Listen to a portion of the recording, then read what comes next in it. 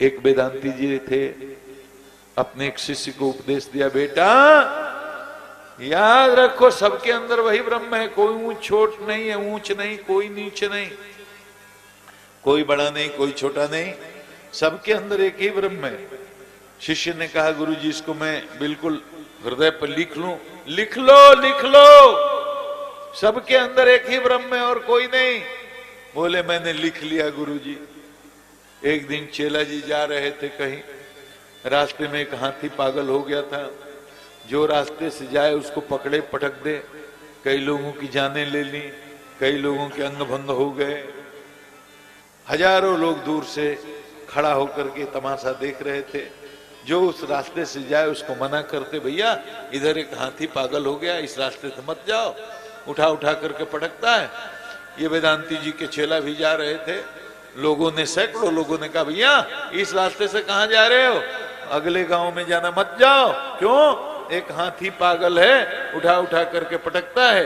वेदांती जी बोले, तुम लोग सब अज्ञानी हो, तुम्हें नहीं मालूम है, मेरे गुरुजी ने मुझे बताया है सबके अंदर एक ही ब्रह्म है, मुझे डर नहीं है, मुझे जाने दो। नहीं माना, जबरदस्ती रास्ते में गए। हाथी तो पागल था ही।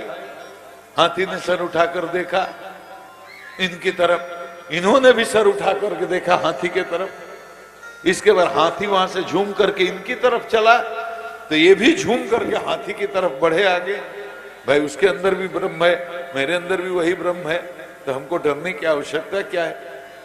जब झूम करके ये चले तो हाथी इनको देख करके दौड़ा इन्हीं की तरफ, ये भी हाथी को देख करके दौड़े हाथी की तरफ। जैसे नजदीक पहुंचे, हाथी ने अपने सूंड में लपेटा, घुमा करके फेंका, 300 मीटर दूर गिरे, दोनों हाथ टूट गए, दोनों पैर टूट गए, बेहोश हो गए।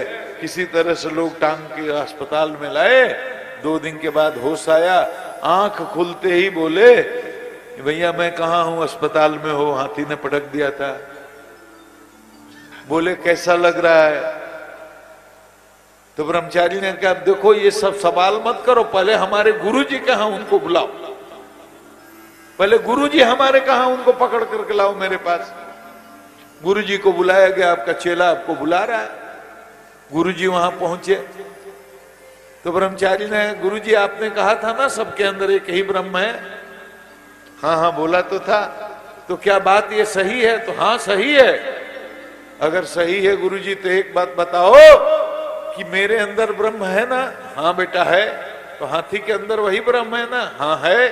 तो बोला तो एक बात बताओ कि जब हाथी के अंदर वही ब्रह्म है, मेरे अंदर वही ब्रह्म है, तो एक ब्रह्म दूसरे ब्रह्म को देखकर पटकता क्यों है? तो गुरुजी बोले, बेटा हाथी के अंदर वही ब्रह्म है, तुम्हारे अंदर भी वही ब्रह्म है, ये बात तो सही है, लेकिन जो 500 लोग तुमको मना कर रहे थे उधर जाने के लिए, उनके अंदर भी तो वही ब्रह्म है। तो तुमने 500 ब्रह्म की बात नहीं मानी तो हाथी ब्रह्म नाराज हो गए, उठा करके पटक दिया। कहने का मतलब ये है कि जब तक चेतना के विशेष स्तर पर ये बात अपने अनुभव में नहीं आती, तब तक हमारे काम का ये चीज है नहीं।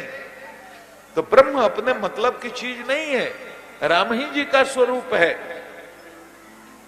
राम जी का दूसरा स्वरूप है, उसको कहते हैं परमात्मा।